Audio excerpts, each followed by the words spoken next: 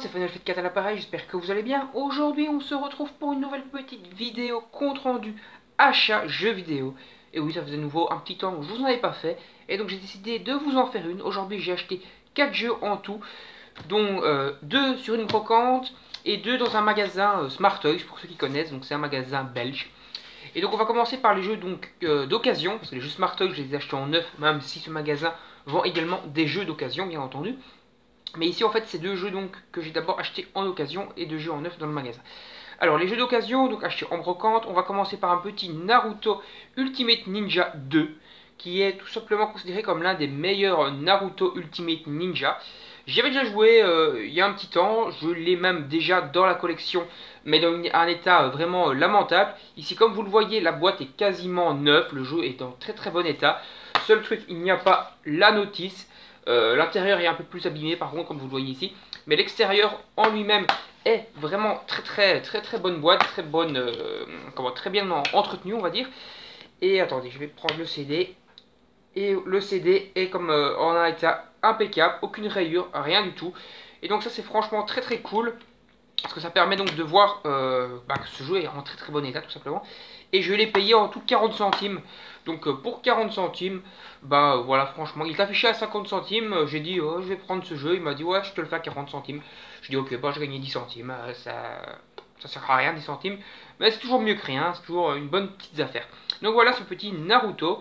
Il me tarde de le faire. C'est un petit jeu de combat. Je l'avais déjà fait à l'époque. Comme je l'ai déjà, mais en état un petit peu, comme je vous l'ai dit, bof. Ici, voilà. On pourra se le refaire tranquille. Et après, il y a Ni no Kuni, que j'ai également acheté donc, sur cette brocante. On voit qu'en fait, le gars l'a acheté, à mon avis, dans un cache ou un truc du genre. Il y a une étiquette qui a été décollée, donc je sais pas quel prix il a payé. Certainement moins cher, enfin plus cher plutôt. Non, plutôt moins cher, j'arrive à dire ce que je veux, que ce que je l'ai payé. Parce que voilà, c'est un peu tendance quand tu arraches l'étiquette. C'est parce qu'en fait, tu vas le vendre plus cher que ce que tu l'as payé, bien entendu.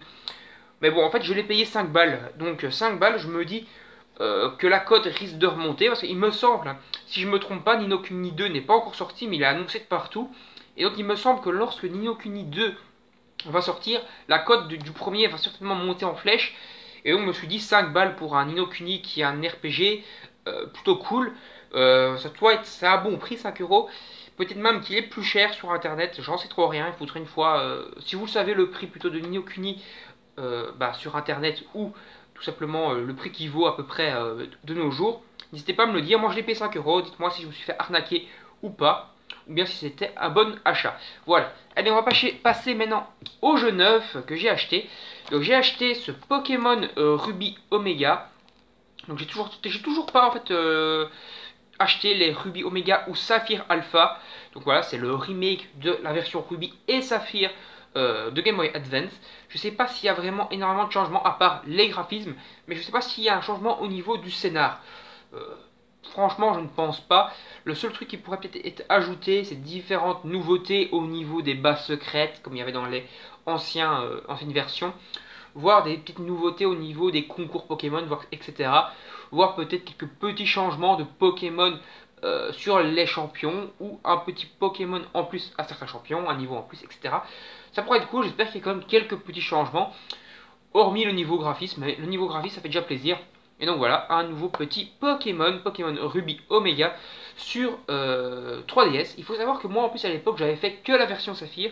D'ailleurs je n'ai que la version Saphir sur Game Boy Advance. Je n'ai jamais eu la version Ruby. Et donc franchement c'est assez cool d'avoir enfin cette version Ruby. Même si la seule différence majeure avec la version Saphir, c'est bien sûr qu'à la place d'affronter la team Aqua comme dans la version Saphir, on va affronter la team Magma dans cette version-ci. Et la différence d'ailleurs de la version Saphir, c'est justement que la team Magma de la version Saphir était nos alliés. Et ici théoriquement, ça sera la team Aqua qui sera donc mes alliés. Et donc franchement, ça va être plutôt cool de voir un côté un peu différent du scénar comparé à ce que j'ai fait dans ma version Game Boy Advance de l'époque. Voilà. Et aussi ça change le légendaire, hein. Ici ce n'est plus comme dans Saphir, c'était les Kyogre, je crois, l'espèce de grosse Raymanta comme ça là. Et ici en fait c'est Groudon, l'espèce de putain de dinosaure préhistorique des familles là, qui balance des boules de feu. Donc franchement plutôt cool, même je trouve plus cool en final que Kyogre. Mais moi j'avais eu la version Saphir parce que tout simplement je l'avais eu étant gosse. Et mes parents, c'était mes parents, je crois, qui me l'avaient offert pour mon anniversaire. Et ils n'y connaissaient rien à Pokémon, et donc voilà, ils m'avaient pris la version Saphir. Je regrette pas du tout, j'avais vraiment kiffé la version Saphir également. Allez, maintenant on va passer au dernier petit jeu, qui est donc LX sur PS4. Qu'est-ce que c'est LX? C'est un jeu qui s'est fait plutôt déglinguer par la presse, mais qui s'est plutôt fait kiffer par les lecteurs. Donc moi, franchement, j'écoute plutôt les lecteurs. Si les lecteurs ont aimé, c'est que c'est un bon titre. Et ce qui m'a fait également acheter surtout ce jeu, c'est qu'en fait, il est développé, normalement c'est marqué, hein, ouais, c'est Piranha Bytes, voilà, Piranha Bytes. Et qu'est-ce que Piranha Bytes a fait comme jeu? Et bah, c'est tout simplement les développeurs des Gothic. Et moi, j'ai surtout bien kiffé, j'ai bien adoré le Gothic 3, que j'avais fait sur PC. Et Gothic, j'avais également un petit peu joué à Gothic 1 et 2, mais c'est surtout Gothic 4 Arcania que j'ai acheté sur PC et sur PS4 lorsqu'il est sorti en remaster. Et franchement, c'est une très bonne surprise ce petit Gothic 4 que j'ai vraiment kiffé, qui s'est également fait déglinguer par la presse, mais que les lecteurs avaient également apprécié. Et donc je me dis, si ce LX c'est au même niveau, franchement il va être kiffant. Et en plus, Gothic 4 Arcania est un assez petit open world.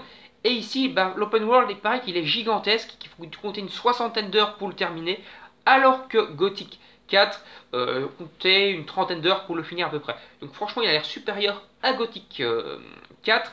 Et en plus, il y a un mélange de fantasy et de technologie, comme vous le voyez sous la jaquette, un petit peu comme le jeu Technomancer, qui s'était également fait déglinguer par la critique, mais que personnellement, j'avais également kiffé. Et donc voilà, un nouveau bon petit jeu. Allez, on va s'arrêter là. N'hésitez pas à vous abonner, à partager la vidéo, à mettre des likes. Bye bye.